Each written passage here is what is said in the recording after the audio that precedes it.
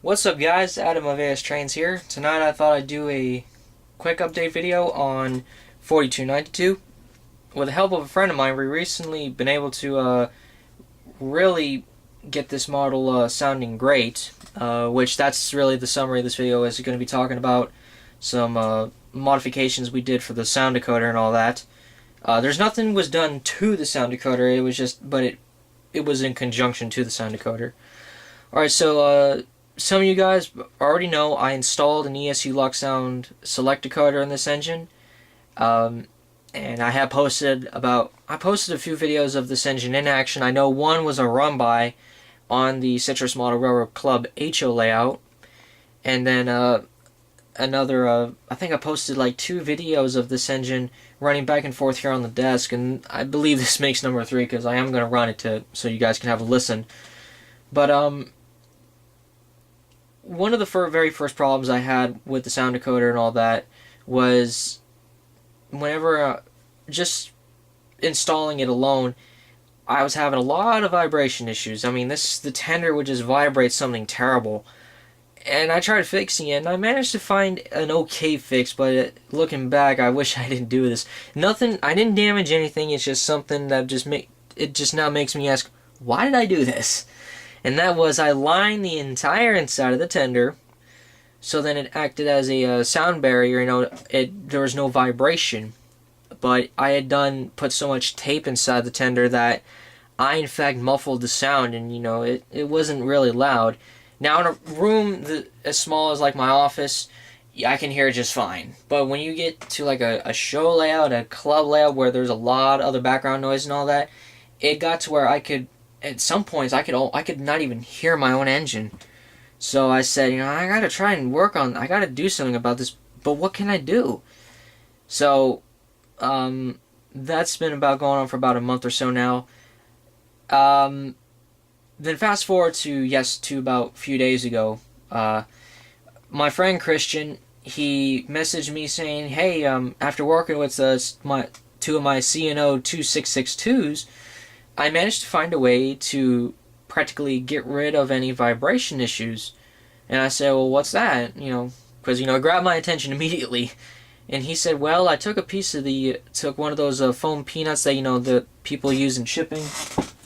And just to show you what I mean, in case there happens to be someone who doesn't know what I'm talking about, this is what I'm talking about. This is one of the foam peanuts.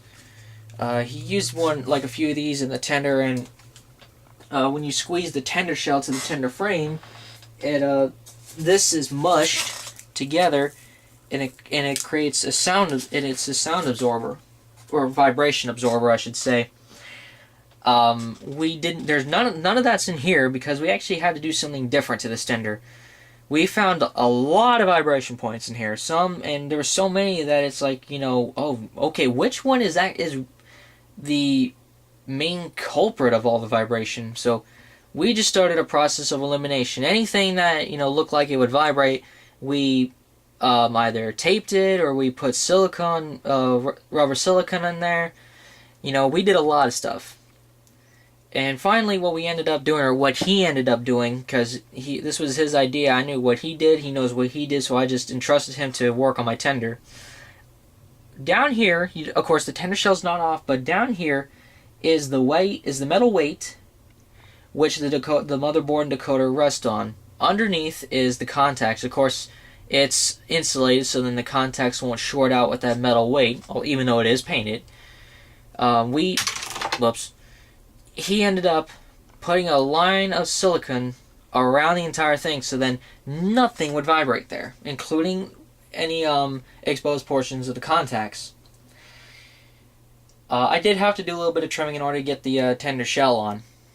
That actually helped a lot with the vibration, but there was still enough there to where I could distinctly hear it. So what did I do? Well, I took some electrical tape, and I placed some on the very sides of the frame sill. And when I put the shell on, there was some pressure there. That took care of that. That eliminated the rest of the vibration issues. So now this thing is vibration free. Now, although I believe I found a good fix for this engine, I believe it was also luck of the draw. I believe that right now, the way the tender shell is sitting on the frame, it's everything is working the way I want it. So I am actually going to try my absolute best to never, ever, ever take that tender apart, or else I'm going to be fighting it all over again.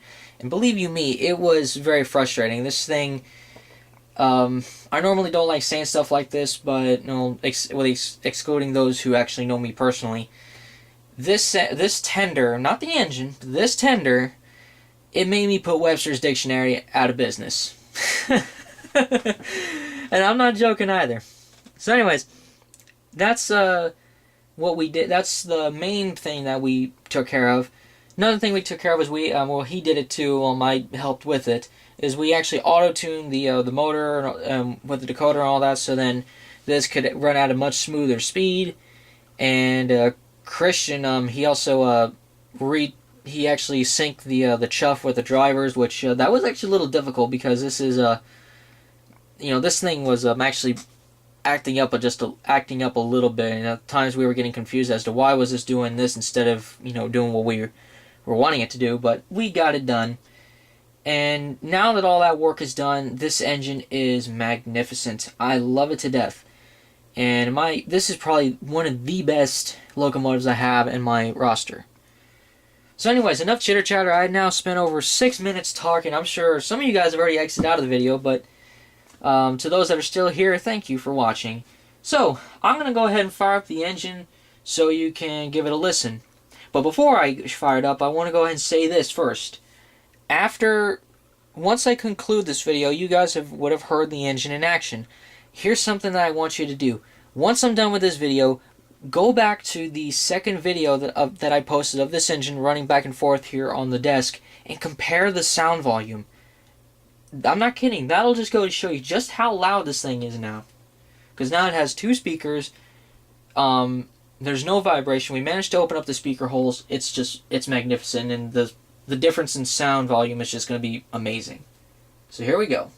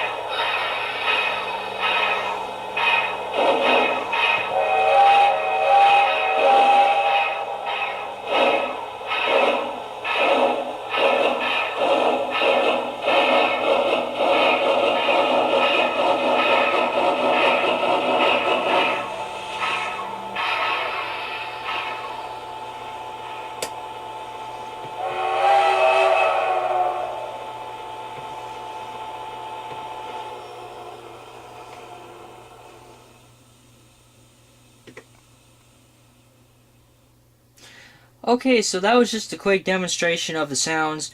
Like I said, once I conclude this video, I would like you guys to refer back to the second video I did of 4292 running here on the desk, so you can compare the sound volume. That I know as soon as I upload this video to YouTube, which by now it already is, I'm going to compare the sound volume, between the 2 videos, and I'm sure there's going to be such a major difference, and I can't wait to get this engine on the club layout now, because now I can actually hear the thing.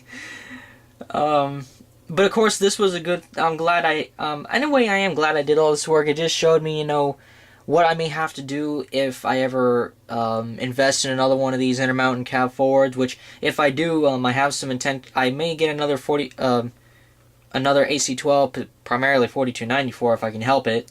Or if not, I'm going to go for one of the others, such as the AC-10s or AC-11s, just so that I have some variety. So anyways, I hope you guys enjoyed this little update video.